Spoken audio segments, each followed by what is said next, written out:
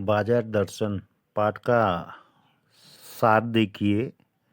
बाजार दर्शन में कुछ बातें कही गई हैं जिसमें कहा गया है कि हम बाजार को कैसे सार्थकता प्रदान करते हैं और बाजार को कैसे हम जो है सार्थकता प्रदान नहीं करते हैं। बाजारूपन को हम जो है क्या कर रहे हैं, बढ़ावा देते हैं। जैसे डुप्लीकेट बाजार में मिलता है या और सामान है और सामान वगैरह वगैरह, इसमें विस्तार से कहा गया है। तो ये चीज़ें जो है हम कैसे बाजार को सार्थक बनाते, हमने संयम रहे, अपनी बुद्धि विवेक से काम किया, हमें जो ज़रूरत है हमने वो खरीदा। लेकिन लेखक के एक मित्र ऐसे हैं जो बाजार गए, मामूली सी सामान के लिए खरीदने के लिए गए और ढेर सारा सामान खरीद करके लाते हैं। तो इन चीज़ों पर प्रकाश डाला गया है। मैं थोड़ा सा आपको पाठ का सार बताना चाहूँगा, ध्यान देंगे आप। तो क्या कह रहा है, बढ़ता हुआ उपभोक्तावाद। उपभोक्ता माने होता है हम प्रयोग में जो ला रहे, उपभोग कर रहे हैं, बाजार से खरीद करके ला रहे हैं और उसको प्रयोग में ला रहे हैं, उसको कहते हैं उपभोक्तावाद। मैं नहीं, व्यक्ति नहीं, पूरा समाज जो उपभोग कर रहा है मार्केट के से जो खरीदा हुआ सामान, उसको कहते हैं उपभोक्ता। तो इस उपभोक्तावाद पर लेखक ने प्रकाश डाला है। उपभोक्तावाद को उदाहरणों द्वारा परिभाषित किया है। लेखक के एक मित्र बाजार में मामूली सी चीज लेने गए थे, किंतु बाजार की जगमगाहट देखकर वे अनेक चीजें ले आए और सारा दोष अपनी पत्नी पर लगा दिया। लेखक यह सारा दोष केवल पैसे की गर्मी का होना मानता है। कुछ लोग बुद्धि और संयम से काम लेते हुए अपने पैसों को जोड़कर ही गर्व अनुभव करते हैं। लेखक ने अपने दूसरे मित्र के बारे में यही अनुमान लगाया, जो बाजार से कुछ भी न ला सके और वे अपनी परचेजिंग पावर के हिसाब से ही खुश हैं। इस प्रकार वह भी उपभोक्तावाद के शिकार हो गए हैं। अब है बाजार का प्रभाव। बाजार का कैसा हम पर प्रभाव पड़ता है उस बात को भी देखिए। कैसे पड़ेगा बाजार का प्रभाव, यहाँ देखिए। बाजारवाद अपने आप में बहुत महत्वपूर्ण है। लेखक के मित्र ने भी बाजार की चकाचौंध को ही दोषी माना है। जो लोग इस चकाचौंध के शिकार हो जाते हैं वे बुरी तरह फंसकर अपना ही नुकसान कर बैठते हैं। इसका दूसरा उदाहरण यह है कि लेखक का एक मित्र बाजार की चकाचौंध में इस प्रकार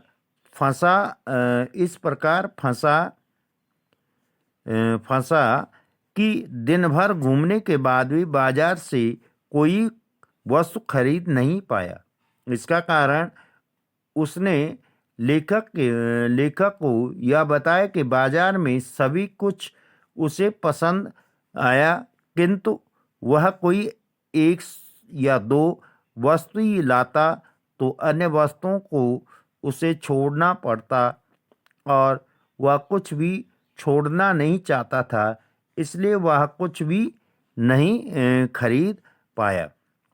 इसका लेखक ने अर्थ निकाला कि यदि हमें अपनी आवश्यकता का पता नहीं है तो हम यह निर्णय नहीं ले पाएंगे कि हमें क्या खरीदना है और क्या नहीं खरीदना है, और इसका परिणाम भी अच्छा नहीं होगा। अगला उसमें कह रहा है बाजार का जादू। कैसा बाजार का जादू उपभोक्ता पर असर डालता है, कैसे हमको जो बाजार जाते हैं उनको अपनी ओर आकर्षित करता है, इसके बारे में। लेखक के अनुसार बाजार का जादू खाली और भरी जेब दोनों पर चलता है। एक जेब जो भरी हुई है वो अनेकों सामान खरीद लेता है। एक जेब जो खाली है उसके मन में भाव तो पैदा होता है कि खरीद लूं, लेकिन खरीद नहीं पाता है। तो क्या करे, दोनों पर चलता है। यदि जेब खाली है और मन भरा हुआ है नहीं है, तब भी बाजार अपनी ओर खींचता है। मैंने कहा नहीं कि अपनी ओर कब खींच रहा है, जब मन हमारा खाली है, भरा हुआ नहीं है।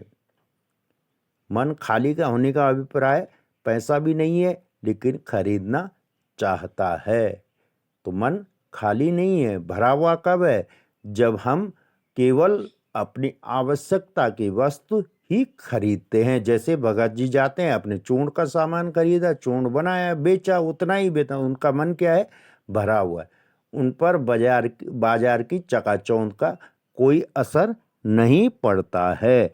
तो इसीलिए ये बातें यहाँ पर कही गई है कि मन भरा हुआ नहीं है तब भी बाजार अपनी ओर खींचता है, और यदि जेब भरी है तो खरीदारी तो आप खूब करेंगे। जब जेब में पैसा है तो आप खूब खरीदारी करेंगे, परंतु व्यर्थ की खरीदारी करेंगे, लेकिन बेकार की खरीदारी करेंगे। बेकार से अभिप्राय जो सामान घर में पड़ा हुआ है हम फिर उसको उठा करके लाए। ठीक है। अंततः यह आपके सुख की तुलना में दुखदाई अधिक होगी। दुखदाई इसलिए हो जाएगी, हमने सामान तो खरीद लिया, घर में भी फिर ये पड़ा हुआ था, ये क्यों लाया दूसरे। अब माना हमारे घर में एक छोटा सा उदाहरण दे, हमारे यहाँ टीवी है, ऑलरेडी टीवी पड़ी हुई है और हमने नई टीवी खरीद करके ला दी, तो ये पैसा हमने अनावश्यक इसमें खर्च किया है।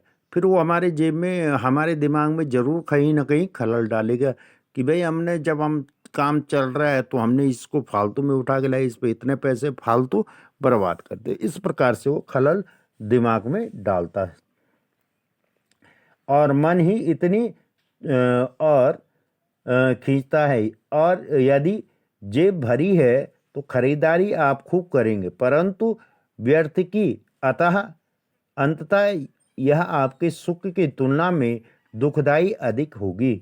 व्यर्थ की चीज़ों की खरीदारी से बाजार का जादू और ज़्यादा प्रभावी हो जाता है। बेकार की खरीदारी करने से बाजार का जादू और प्रभावी हो जाता है। हमें और सामान दिखाई देने लगता है, ये भी जरूरी है, ये भी जरूरी है, ये भी जरूरी है, तुम ढेर सारा सामान खरीदने लगता है।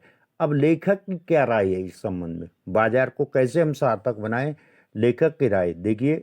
लेखक के अनुसार आपको बाजार तभी जाना चाहिए जब आप निर्णय ले चुके हों कि आपको क्या खरीदना है। ये घर से मन बनाना पड़ेगा। हम कई बार देखते हैं, मार्केट जाते हैं तो एक कागज़ पर या किसी चीज़ पर नोट करके जाते हैं, हमें बाजार से ये सामान खरीदना है। तो हम लोग क्या कर रहे हैं, दृढ़ निश्चय कर दिया है मन में कि भाई हमने इतना ही सामान खरीदना है। इससे व्यक्ति बाजार की चकाचौंध से अपने आप को बचा पाएगा। क्या होगा, मन बना दिया कि मैंने इतना ही सामान खरीदना है तो बाजार के चकाचौंध का प्रभाव नहीं पड़ेगा और उसके द्वारा खरीदी गई वस्तु उसे आनंद प्रदान करेगी। खुशी होगी कि मैंने ये खरीदना, इसे मुझे ज़रूरत थी, ये मैंने खरीद लाया। तो उसको जो इस बात की प्रसन्नता होगी। अब है जीवन को श्रेष्ठता से जीने की कला। जीवन को हम कैसे, अपने जीवन को श्रेष्ठ बना सकते हैं और कैसे हम अपने जीवन को श्रेष्ठ की कला से जीना सीखें। लेखक के अनुसार व्यक्ति को अपने मन को नियंत्रित कर जीवन के सभी महत्वपूर्ण निर्णय सोच विचार कर लेने चाहिए। क्या कह रहा है, व्यक्ति को अपने मन को नियंत्रित, मन क्या है, चंचल है। मन स्थिर नहीं है। जैसे आंखें क्या होती है, स्थिर नहीं है, ऐसे ही मन क्या होता है, स्थिर नहीं है। मन इस ओर सोच रहा है, उस ओर सोच रहा है, सोचता ही रहता है कि ये भी मिल जाए, वो भी मिल जाए। तो उस पर नियंत्रण करना क्या है, मन को नियंत्रित करना।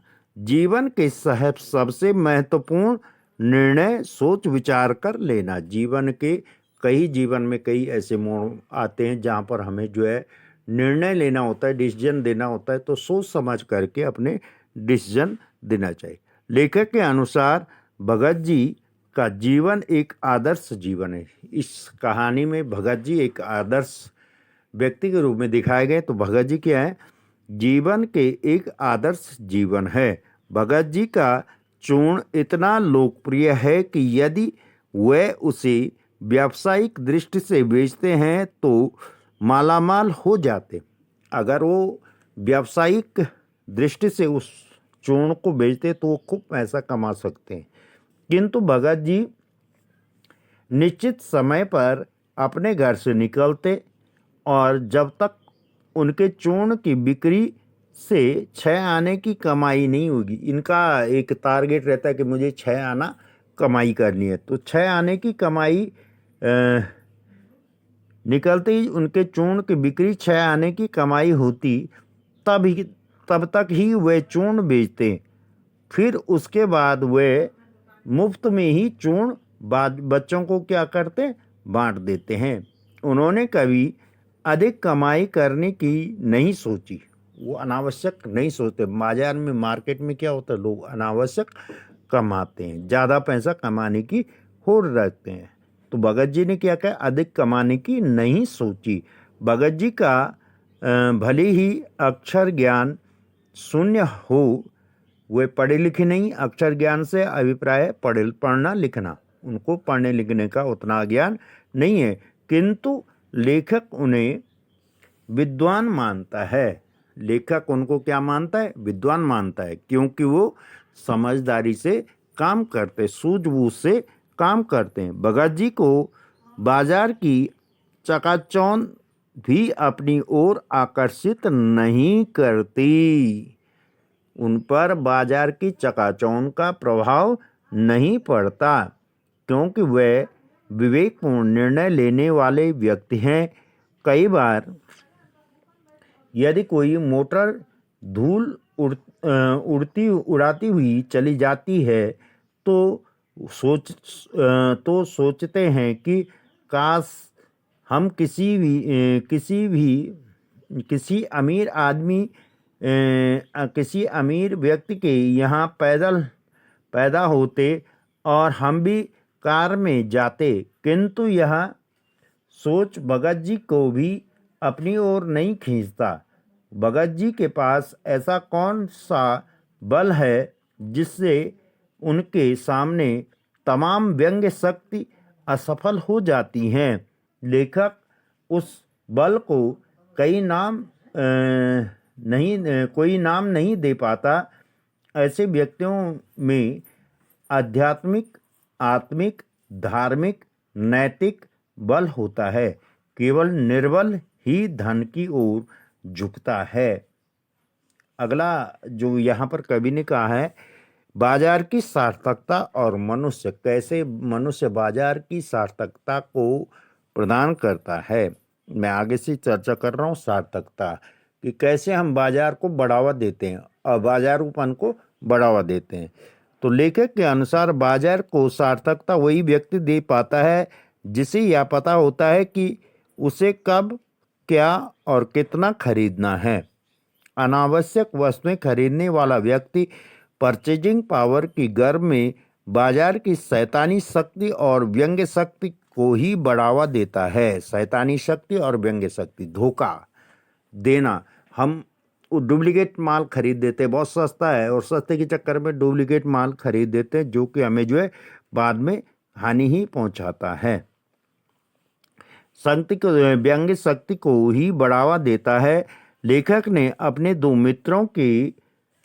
मित्रों के उदाहरण दिए हैं। वे बताते हैं कि जो अर्थशास्त्र केवल बाजार का पोषण करता है वह अनीति शास्त्र है। यह उपभोक्ताओं को दुख, गरीबी और ईर्ष्या देता है। ऐसे बाजारवाद को लेखक गलत मानता है। ऐसे में लोगों की आवश्यकताओं का आदान प्रदान नहीं हो पाता, अपितु शोषण और कपट को बढ़ावा मिलता है। तो इसमें एक चीज और बताना चाहूँगा कि बाजार में समरसता की भावना होती है। बाजार जो है किसी जाति, धर्म, किसी को पूछ करके बाजार नहीं अपनी ओर आकर्षित करता है। बाजार केवल क्रय शक्ति को देखता है। क्रय शक्ति माने खरीदारी, विक्रय माने बेचना। तो क्रय शक्ति, केवल मनी पावर, क्रय शक्ति को ही देखता है, चाहे वो किसी जाति, धर्म, किसी भी समुदाय का व्यक्ति हो। तो यह क्या है? समरसता की भावना। न दुकानदार की जाति धर्म को पूछा जाता है, न खरीदने वाली के जाति धर्म को पूछा जाता है। इसलिए यहाँ पर ये पाठ जो है समरसता की भावना को भी हमें समझाने का प्रयास करता है। इस प्रकार से ये पाठ पूरा हुआ। और इसके जो है क्वेश्चन आंसर, शब्दार्थ आप बुक से खुद लिखेंगे। तो क्वेश्चन आंसर मैं इसका अपलोड करूंगा और आपको दूंगा।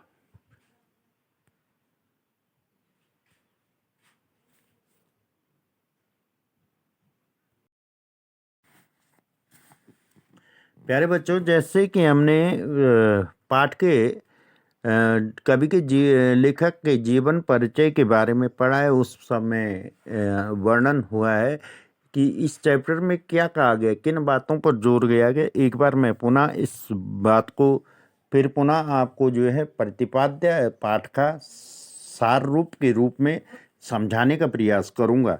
तो आप ध्यान से सुनने का प्रयास करें।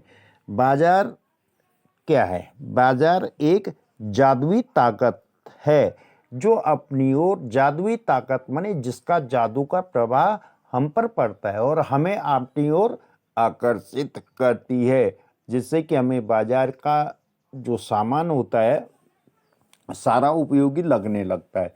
जबकि हम उस बाजार के सामान को खरीदने के लिए केवल आवश्यकता की चीज के लिए हम गए, वस्तु के लिए हम गए और हमने बाजार जाकर जो है बाजार के चकाचौंध में खो जाते हैं और आवश्यक और अनावश्यक जिसकी ज़रूरत अभी नहीं है उस सामान को भी हम खरीद करके लाते हैं।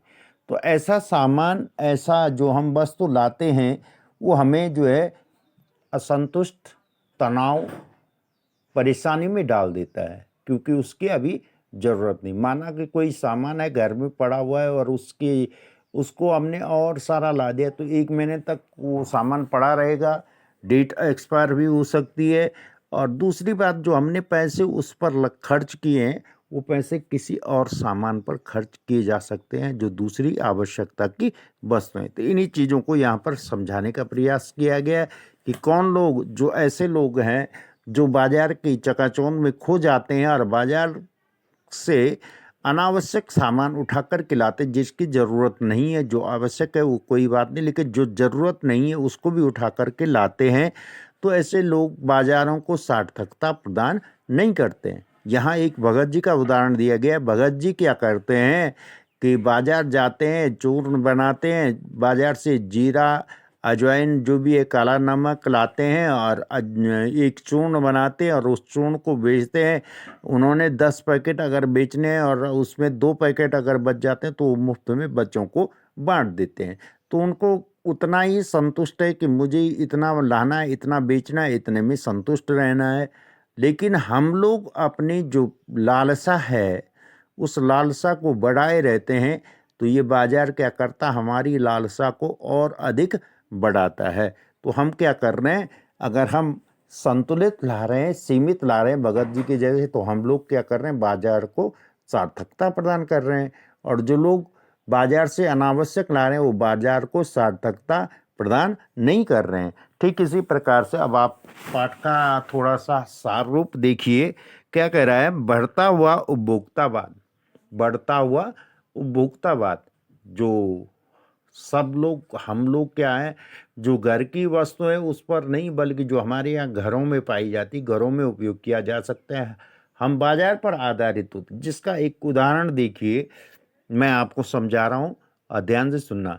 उपभोक्तावाद क्या है? हम घर में धनिया पैदा कर सकते हैं, मिर्च पैदा कर सकते हैं, मसाले की जितने भी मसाला होता है हम घर में तैयार कर सकते हैं और उसको पिसा करके जो है मसाला घर का ही बन सकता है। लेकिन हम क्या करते, घर में ना उत्पाद करके बल्कि बाजार से बाजार का सामान खरीद लेते हैं। पैकेट में ले लेते हैं, खुले में ले लेते हैं, पिसा हुआ मसाला लेते हैं, साबुत ले लेते हैं। तो उससे क्या होता है कि हम बाजार से खरीद रहे हैं, हम बाजार पर आधारित हो गए हैं। तो ये क्या हो गया? उपभोक्तावाद। हम बाजार की वस्तुओं का उपभोग कर रहे हैं। उपभोक्ता माने हम उपभोग कर रहे हैं बाजार की वस्तुओं को। तो उपभोग माने उपभोक्ता कहते हैं उसे, भोग करने वाला, जो सामान को खरीद करके उपभोग प्रयोग में ला रहा है। तो क्या करे, लेखक ने उपभोक्ता की को उदाहरण द्वारा परिभाषित किया है। लेखक के मित्र बाजार में मामूली सी चीज लेने गए थे। अब जो लेखक के मित्र थे वो एक साधारण सा सामान लेने गए, चाय की पत्ती, चीनी या कोई भी सामान हम लगा सकते हैं कि वो साधारण सामान खरीदने गए थे। किंतु बाजार की जगमगाहट को देखकर वे अनेक चीजें ले आए। अब जब उन्होंने बाजार की रौनक देखी, बाजार की चकाचौंध देखी और चकाचौंध में खो गए और अनावश्यक क्या कर दे उन्होंने देखकर उन्होंने अनेक सामान खरीद करके ला दिया, अनेक चीजें जो है खरीद करके लाई और सारा दोष अपनी पत्नी पर लगा दिया। और जो गलती स्वयं की कि फालतू का सामान खरीद करके लाए, और उसका श्रेय किसको देते हैं, अपनी पति को देते हैं कि ये जो है इसकी मेहरबानी, इसने बाजार भेजा और इसलिए जो है मैं इतना सामान खरीद करके लाए, पत्नी पर लगा दिया। लेखक का यह सारा दोष केवल पैसों की गर्मी का होना मानता है। अगर लेखक के जेब में उतने ही पैसे होते जितना उसने सामान खरीदना है, तो फिर वो अनावश्यक सामान नहीं खरीद पाता और न खरीदने की सोचता। लेकिन लेखक की क्या है, पॉकेट भारी थी, जेब भारी था, इसलिए उसने अनावश्यक सामान क्या कर दिया, खरीद दिया। यही है पैसों की गर्मी का होना, ज़्यादा पैसा होना, खर्च करना। कुछ लोग बुद्धि और संयम से काम लेते हैं। ऐसा भी नहीं है समाज में सारे लोग ऐसा नहीं है, कुछ लोग ऐसे हैं समाज में जो संयम, अपने को नियंत्रित करना संयम कहलाता है। तो जो अपने बुद्धि और संयम, दिमाग से और संयम सूझबूझ के साथ जो काम करते हैं, काम लेते हुए पैसे को जोड़कर गर्व अनुभव करते हैं। क्या करते हैं लोग, संयम से काम लेते हुए पैसों को जोड़कर एक एक पैसे को संचय करना, जोड़ने का मतलब संचय करना, गर्व अनुभव करते हैं। लेखक ने अपने दूसरे मित्र के बारे में यही अनुमान लगाया, जो बाजार से कुछ भी न ला सके और वे अपनी परचेजिंग पावर के हिसाब से ही खुश हैं। बाजार गए, ज़्यादा सामान नहीं लाया, जो ज़रूरी था वही खरीद करके लाए और खुश हैं, प्रसन्न हैं उससे कि हमने जो ज़रूरत के सामान है उसी को खरीदा है और बाद बाकी पैसे का क्या किया है, संचय किया है। ठीक है। फिर क्या कह रहा है, संतुष्ट हो जाते हैं। फिर क्या करता है, ये